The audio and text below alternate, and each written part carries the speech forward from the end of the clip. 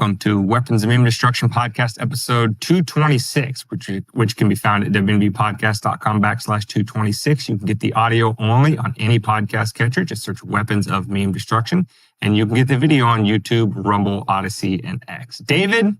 Sir. Happy New Year, our first show of 2025. How are things going over there on the David front? I'm a little upset about a bad sexual episode I had last night. No, that's liar. It's liar. Everyone calm down. It's already off the schneid. I had a pretty dicked up New Year's, so that's pretty standard practices. Try to just, I had a 1-inch putt. It was just a pizza party at home. It's just a 1-inch putt. I had a 1-inch putt and still fucked it up on New Year's Eve. So anyway, we've got that. We're on the same rhythm of 2024, how 2024 came in. So let's see if 2025 evens out a little bit. How about you? And conversely, if your New Year's starts off that poorly, it can only go up from there. Listen, so. I ate I didn't even do it intentionally. I ate 30 you're supposed to eat 12 grapes on New Year's? Something like that. I ate 37,000. So I should have the best fucking year ahead of me. I saved all these grapes. I had all these grapes for New Year's Eve. So I was we're going to be the number one political podcast in Australia by the end of the year. I could feel it. Hey, I could feel it. Listen, you know what? Your lips to God's ears, my friend. All the way to the top. How was your New Year's Eve? Yeah.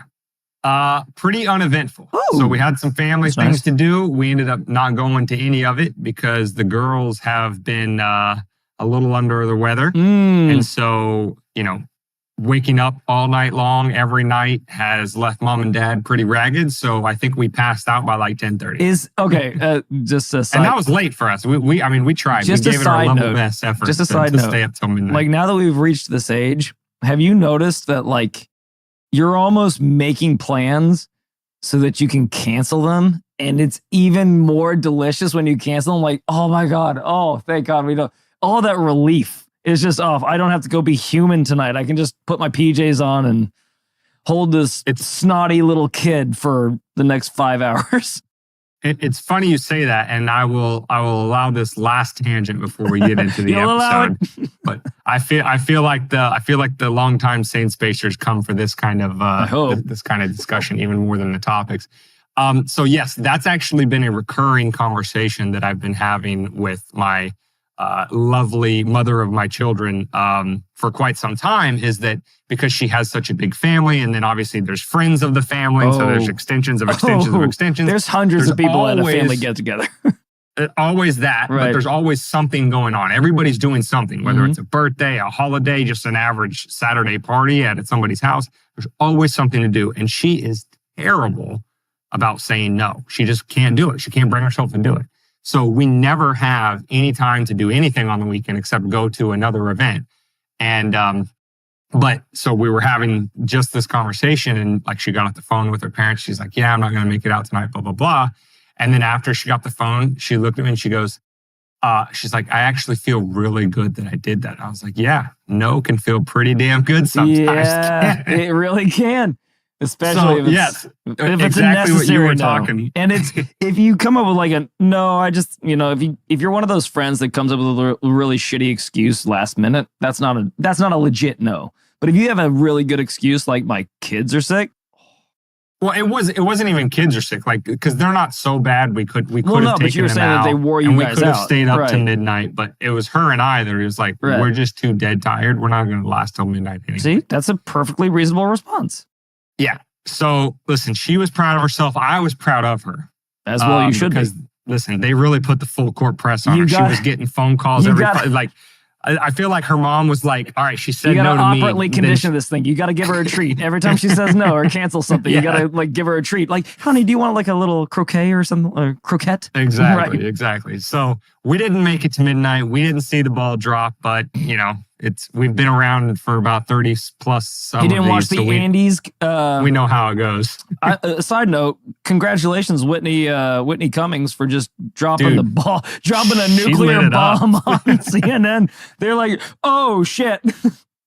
Yeah, good for you, Whitney. My favorite, Kamala was forced on us so hard. She must have been made by Pfizer or Moderna. Well done, Whitney. You're fighting the good fight. A plus, that a girl. Anyway. All right. So what are we talking about today? We're talking about the biggest news in news over the last couple of days since the turn of the new year is the mostly peaceful January 1st. The simultaneous, well, I don't know if they were simultaneous, but hours apart. The terrorist attack in New Orleans. And before we get into our, somewhat biting, but also hopefully comic relief remarks, obviously the obligatory hearts go out to the victims individually, also as well as their families. It sucks that we live in a world where stuff like this happens and innocent people pay the price for the decisions of wealthy and powerful people way over their head. More on that as the episode unfolds. But it just sucks. And, so despite the light we might make of certain factors that went into the two big events. I know there were more than just those two, but despite the light making that we'll be doing and some of the other commentary, first and foremost is always just, concern for the victims and their families. Yeah, it's always the thoughts and prayers, that always comes out. But unfortunately, that's what all we have right now is as the more and more information comes out, we'll have more and more to digest later. But excuse me, I got a little frog in my throat here. But yeah, thoughts and prayers go out to the families, and I'm sure maybe if there's ever a relief fund or something like that, we could have that thrown up. If it comes out later, we can have that thrown up on the show notes page if you feel so. To reach out and support these people. But anyway, yeah. Onward. So, if you haven't heard, there were two terrorist attacks. Well, I guess the FBI originally came out for the New Orleans attack saying it was not a terrorist attack, but it's kind of hard for that to pass the laugh test when you consider some of the factors. But anyway, the attack in New Orleans on January 1st, 2025, and then the attack in, I want to say, was it in Vegas? Vegas, I believe, right? I mean, outside that's where Trump it ended. Hotel in Vegas. That's where it ended. Yeah. Outside of Trump Hotel if you want in to call Vegas. that an attack, yeah. A guy parked a Tesla Cybertruck outside of a Trump hotel in Vegas and either bombed it or lit it on fire. Either way, it exploded outside the hotel. And there were some interesting little factoids about these two stories, which, again, I know as dutiful sane spacers, you probably don't ever watch or listen to anything in mainstream media. And if you don't, good on you, because you're being uninformed is better than watching that shit and being misinformed. But we're going to talk about a couple facts surrounding those two events, which are, shall we say, things that make you go, And, we're not suggesting anything. We're just pointing out facts of the lives of the individuals who perpetrated the acts and some of their connections with other acts that happened this past year. We report, you decide. Exactly. So the Trump Cybertruck bomber, Say Matt that 5 times fast. Yes.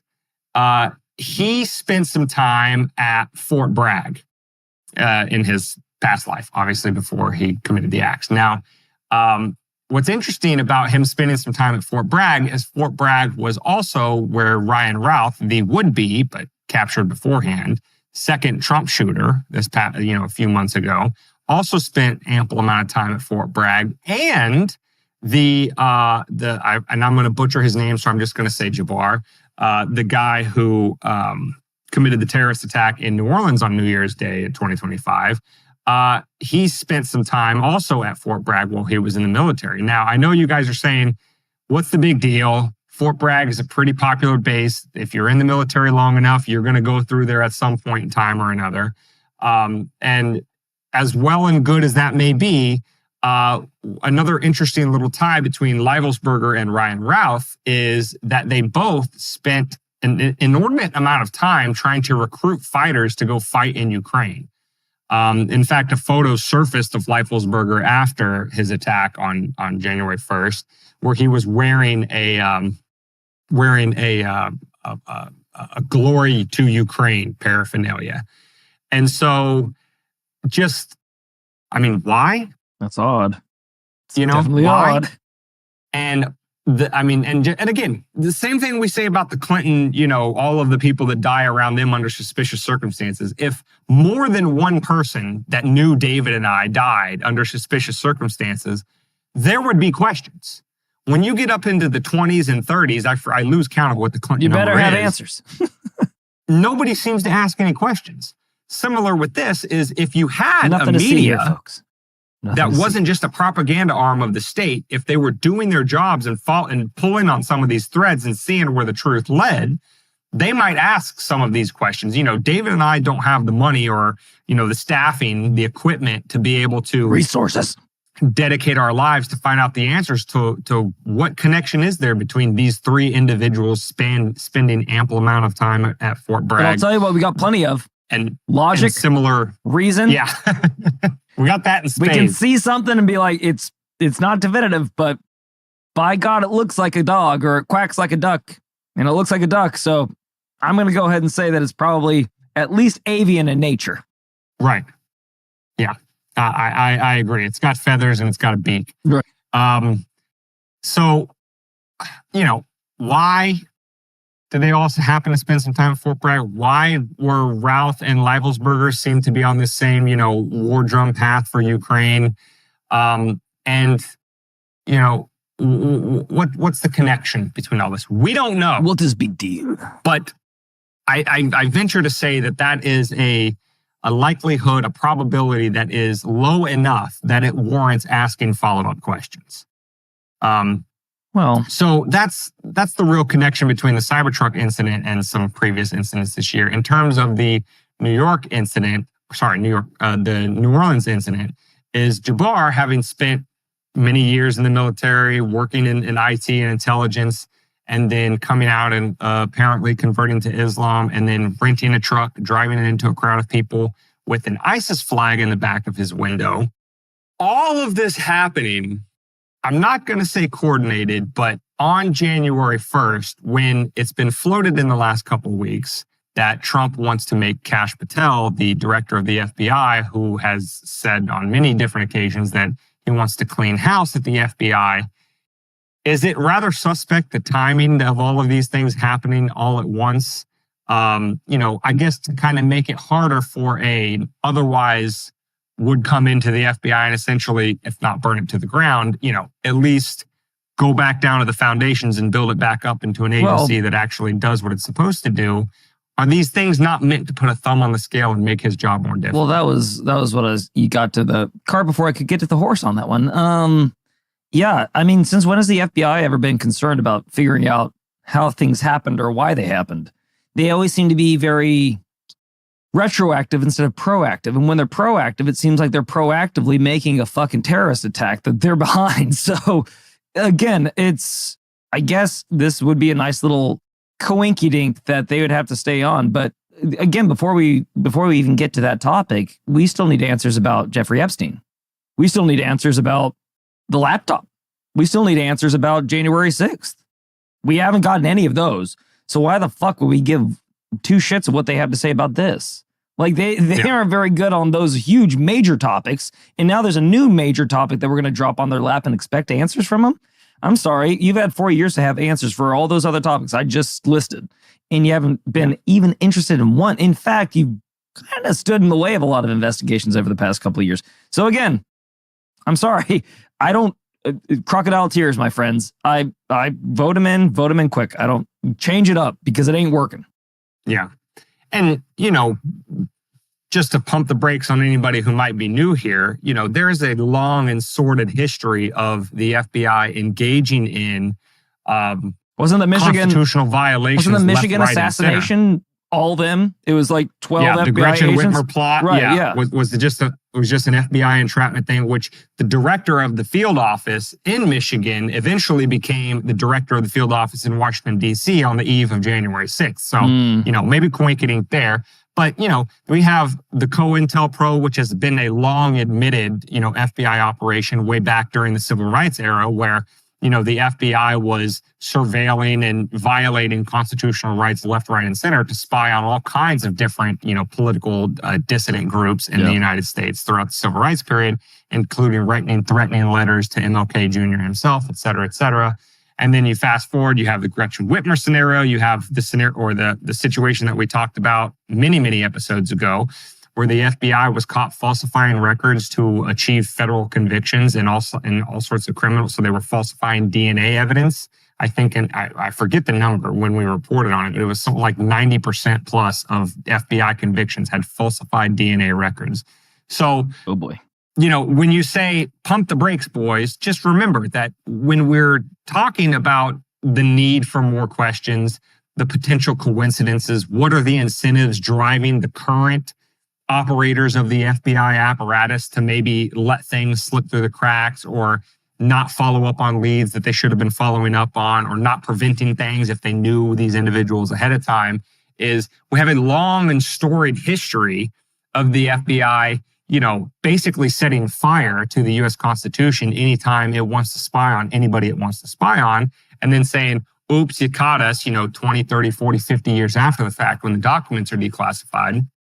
And, speeding all the way up today, this, COINTELPRO, I guess at this point would be, ancient FBI history at this point. But, with January 6th, with the Gretchen Whitmer plot, with the fact that they knew these two individuals' names and entire backstories within nanoseconds after the attack, but they still, however many years after the Las Vegas shooting, we don't have any information about that shooter and his background and how he got that many guns and that many weapons all the way up a highly secure Las Vegas hotel elevator, completely unseen, and got all those rounds off, et cetera, et cetera. What they choose to investigate and have information on versus what they don't is also a red flag in and of itself. So pardon us for being the, as Reagan would say, trust but verify kind of thing. We don't even trust because they refuse to verify anything. Right. So they couldn't even verify how many agents were in the field on January 6th. Classified. Oh, they've identified it. They just won't tell us. Yeah. Well, they know because they told them to be there. Yeah. Anyway, moving on, champ. Yeah. So, moving on from the macro level, kind of what happened on January 1st and all of that kind of stuff. And again, this is our clarion call out to the rest of the mainstream media that actually has the money and the resources to chase some of these things down. If you want to get a little ahead of the curve, you want to try to, throw your hat in the ring to maybe win a Pulitzer someday, tune into WMD podcast. We'll give you the little threads to start pulling on. You use the money and resources to go pull on it, and maybe you'll break an important story for the American I'm people. sorry, I have to get this one out. You keep pulling the sweater. Eventually, the whole thing will unravel. You mean keep pulling the string? That's it, sister.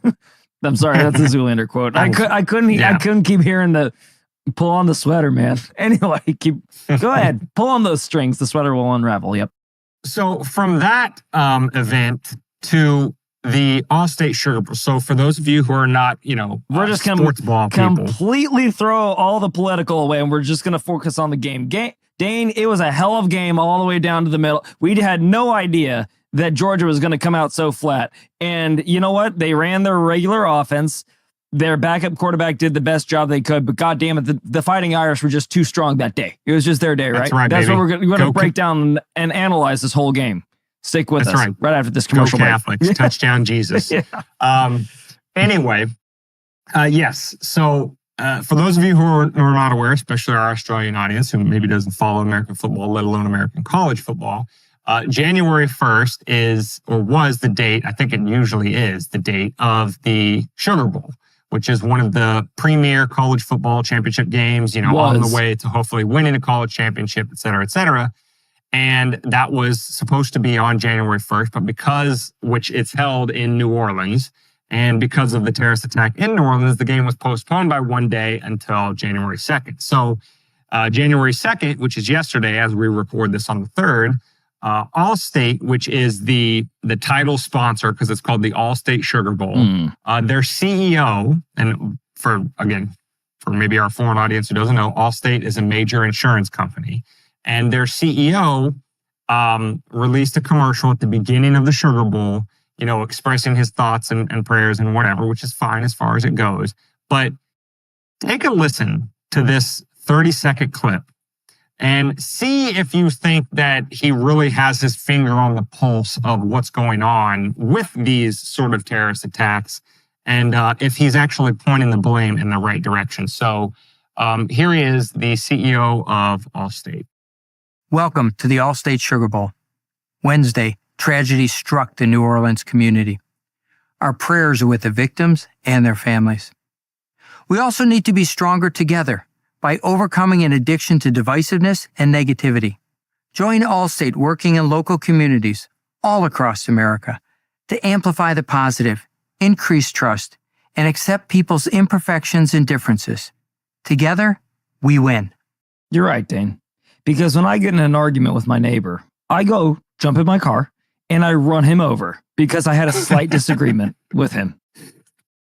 I think that he's got his finger far from the pulse, jammed firmly straight up his ass, to be honest with you.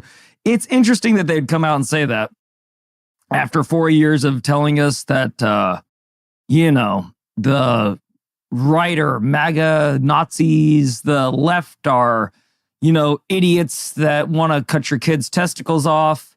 They come out and say that, God, what haven't they said? They said that people that didn't want to get the vaccine were plague rats.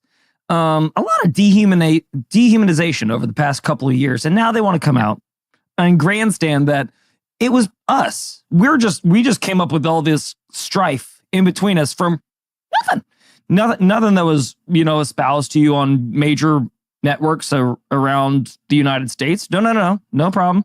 And now that the shoe's on the other foot, we have to come to an understanding. Never mind us trying to cancel everybody that wouldn't just 100% accept all the dogma that we were laying down, that would tell you to just abandon your logic and reason of reality that you've known all the way up until this moment 4 years ago. No. It's no concessions, no reconciliation is necessary on that side. We just need to get along again. Why do we get along, Dane? Because everyone's driving trucks over people that they disagree with.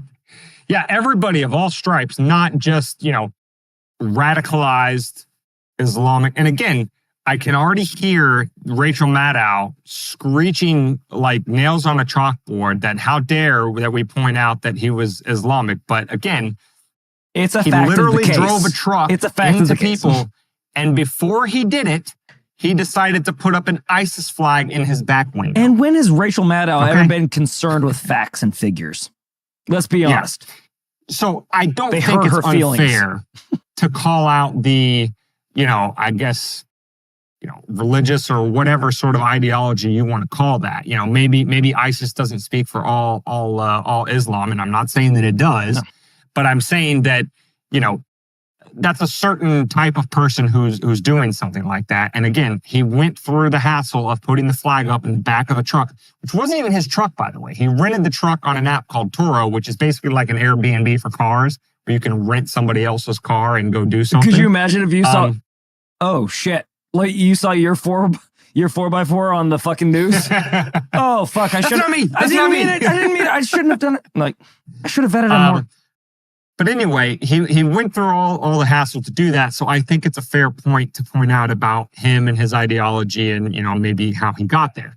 But two things stand out as completely tone deaf to me in this statement. The first one, kind of, piggybacking on what David said about divisiveness and who was really the ones that were being divisive, especially over the last 4+ years, calling anybody that didn't vote for the right political candidate deplorables and everything else like that. But although he doesn't mention a race or any sort of group of individuals, he's that sort of, you're all just too divisive and you're not nice enough and all of that kind of stuff.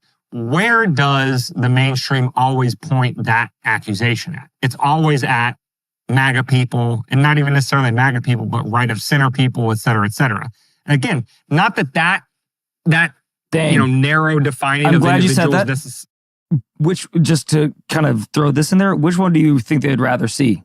A flag that says MAGA on it or a flag that says ISIS on it? Which one do you think they feel more comfortable with on the left? Right. Yeah. So again, let's not forget we've been fighting a war against them for about 20 years now. So you think that they'd be the baddies, but just my 2 cents.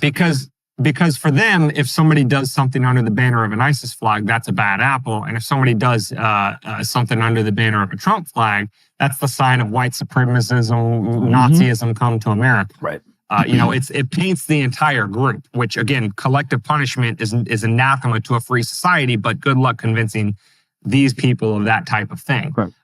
But when he talks about, this divisiveness and we just need to be nicer to our neighbors and all that kind of stuff, again, I don't like doing this or using this phrase because the left does it so often that it's like the boy who cried wolf. It just doesn't hold any value anymore. But they're always like, dog whistle this for racism, this and that, whatever. This is a dog whistle in the other direction. This is a dog whistle of you angry white people who, were just mad that Trump didn't get reelected in 2020. And you've been mad all this time. You've been mean to all of these non-white people, and you've pushed at least one of them over the edge. And so you're pretty much responsible for his actions on January 1st, 2025.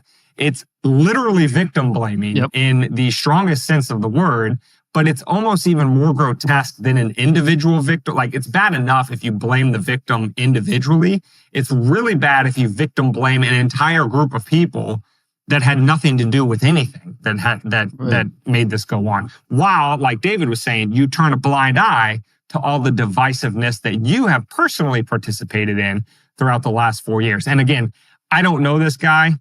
I don't know his politics. Maybe he's a Republican. And I know, as the CEO of Allstate, all he did was they had a PR firm write this up for him and turned on the camera. So I don't know where he personally stands, but this sort of mentality, the PR firm that on the heels of that attack would write a message like that, and that would, be as completely tone deaf as it is about the event itself, but also in terms of who we're going to blame for it.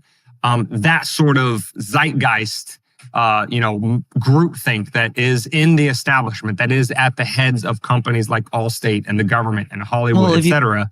That sort of mind virus is what is behind this sort of. If you think about it realistically, on the left, you would actually want it to be that he was radicalized in a religious fervor against America, because it'd look pretty bad if you on the left are the ones that radicalized him and he performed this act because Donald J. Trump got into office.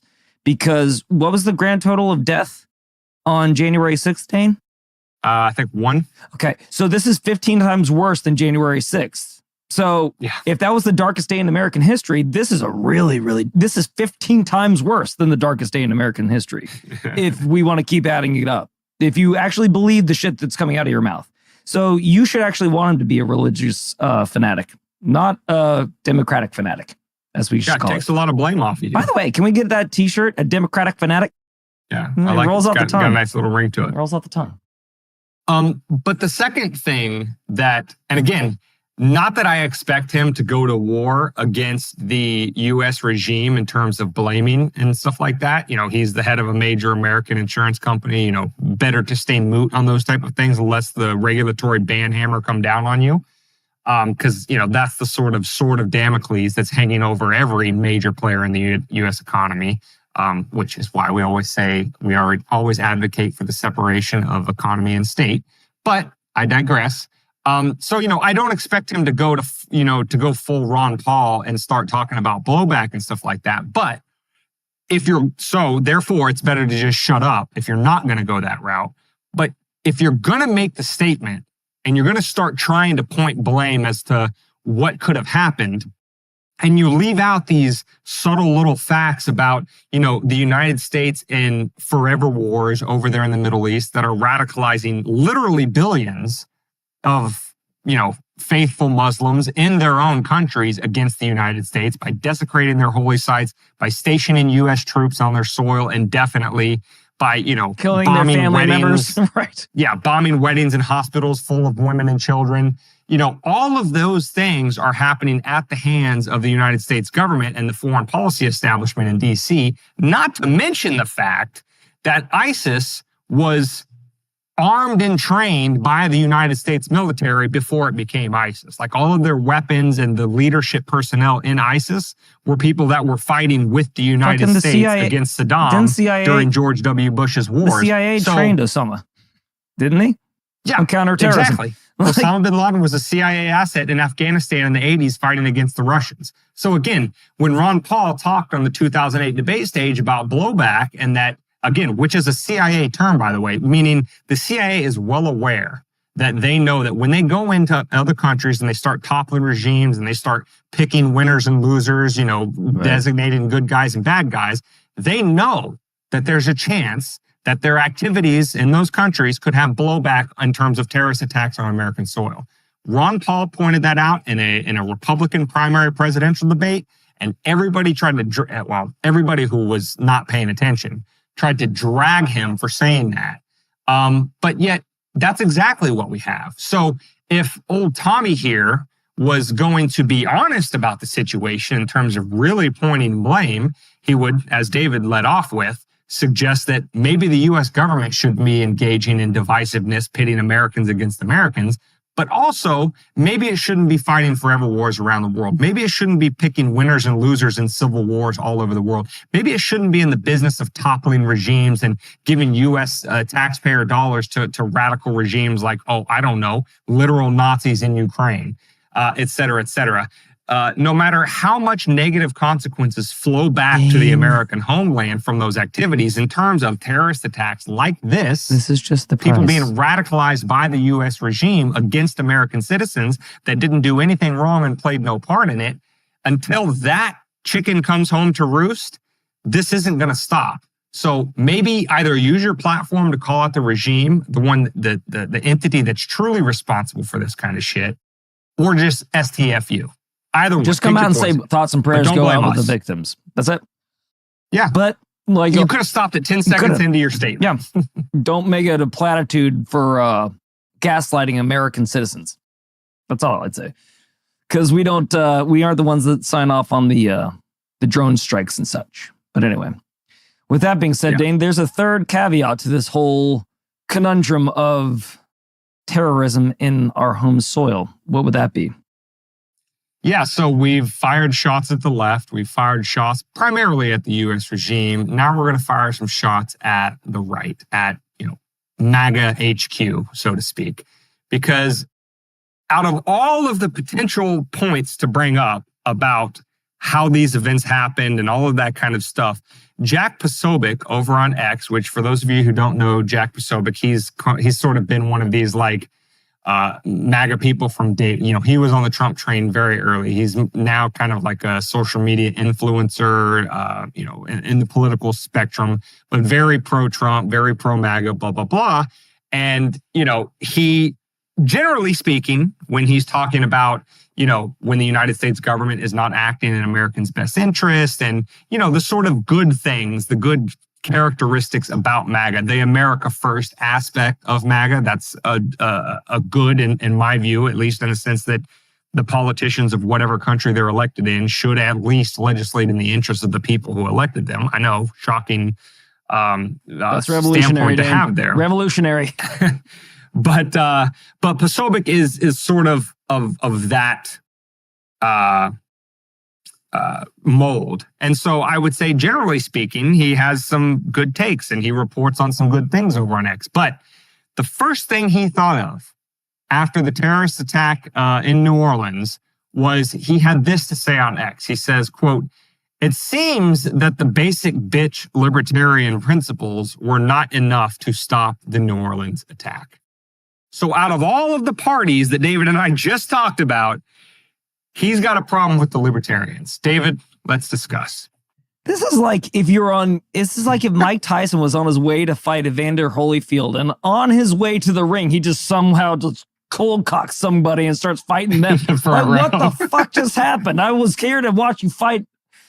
That's so out of left field. I have no idea. I mean, he's got to have some logic or reason to it, but you can't even say that the libertarians have been writing policy that led to this conflagration in Afghanistan and Iraq for the 20 years. It hasn't been writing policy. If you want to hold those, smite somebody who deserves it for once, is all I'm saying. If you want to hold them accountable, hold Dick Cheney accountable, hold the Democratic Party accountable, hold Republican Party accountable. That's as far as it goes. Libertarians have never had their hand on any nuclear football or any legislation that led to any war that I'm aware of. Dane, correct me if I'm wrong. You are 110% correct. Yes. The Libertarians have not been calling the shots since ever. I mean, there might be people that, may have had libertarian leanings who were able to, influence the public discussion a little bit. Ron Paul immediately comes to mind, Thomas Massey at Current, Rand Paul, Ron's son, et cetera, et cetera. These guys with the platform that they have, just sort of try to shift the Overton window in a more I'm not even going to say libertarian, but at least a more pro-liberty direction. But in terms of like pulling the levers of policy and deciding, what happens, with things like immigration or war and all of that kind of stuff, libertarians have not been calling the shots. So that's the easiest, lowest hanging fruit response to Jack on this one is, bro, what the are you even talking about? Huh? But now that we've sent out our first volley, let me just take a step back and say first, I know that Jack, if he were to sit down with David and I and have a beer right now, I know that he's not talking to us libertarians. And by that, I mean more ANCAP, right of center type, property rights libertarians. Who he's talking to is the law libertarians, the left libertarians, the ones that are more libertine, the ones that are like, well, my version of libertarian is just let me do whatever the hell I want, for whatever reason I want, as long as I'm not aggressing against somebody else. And that's fine as far as it goes. But the problem with those types of libertarians is they take an abstract principle like it's not just for any individual to stifle the flow of movement of another individual, whether they call themselves a government or not, over arbitrary lines in the sand like a border. And so they will make this literal argument that completely devoid of the world set up as it is, they don't think that there should be, shortest label forward, they're open border libertarians. Don't think borders shouldn't exist. And that's who Posobiec is talking to. He's talking to these people that completely ignore the world as it is and say, I want to snap my fingers tomorrow and have no borders anywhere in the world.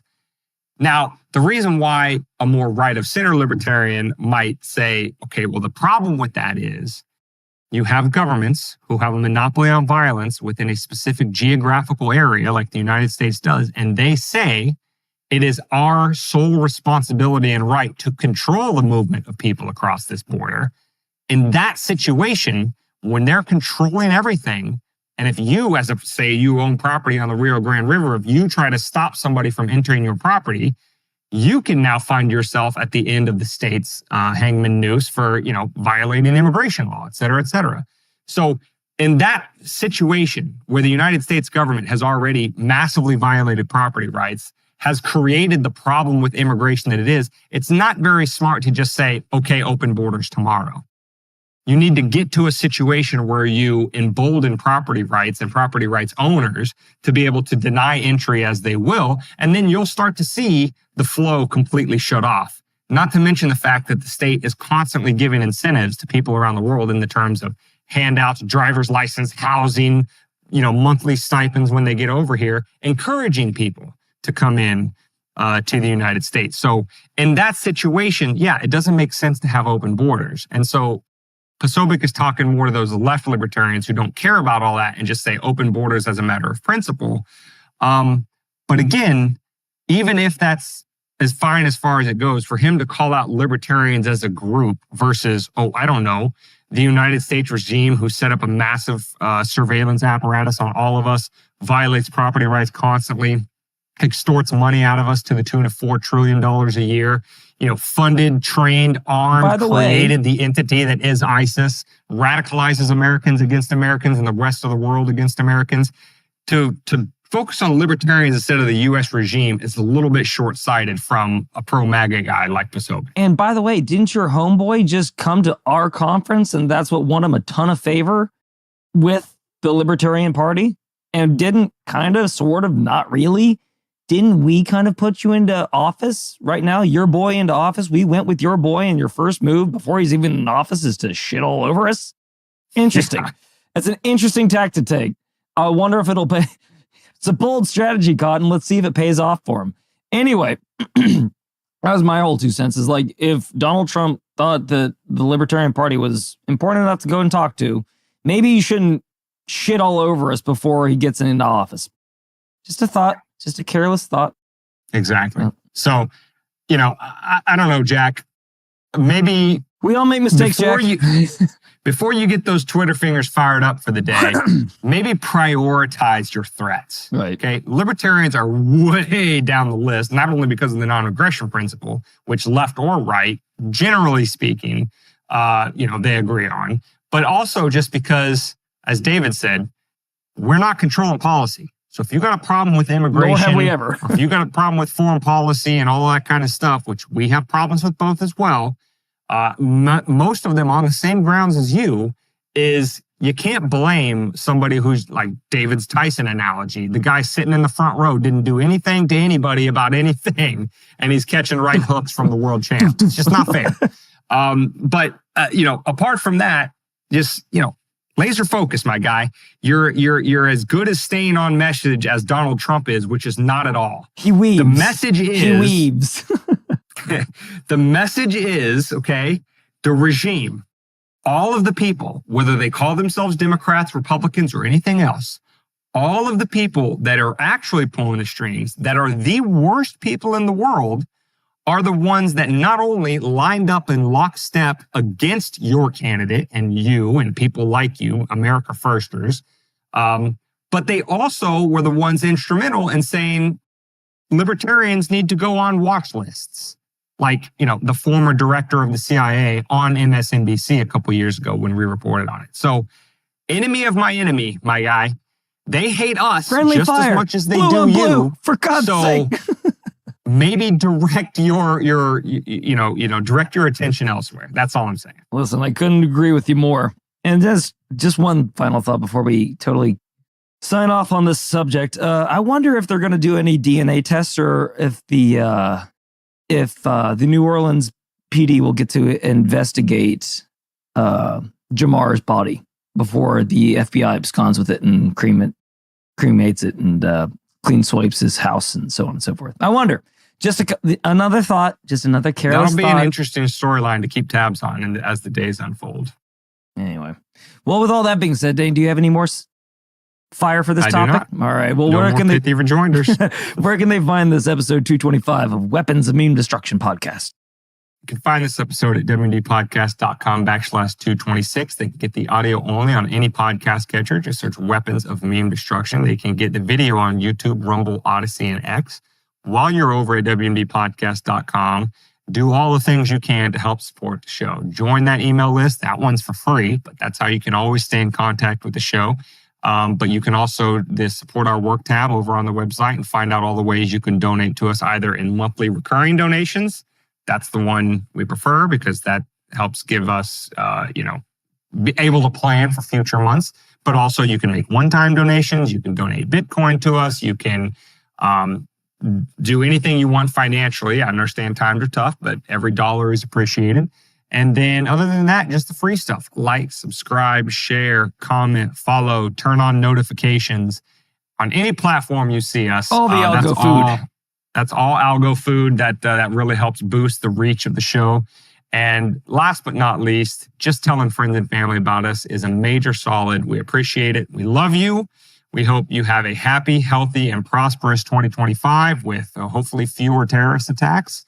And but no matter what happens, the WMD boys will be here with you all along the way, hoping to inject a little bit of sanity into your life on a weekly basis. Well, like Dane said, Happy New Year's, guys. And until next week, stay safe. But more importantly, stay free.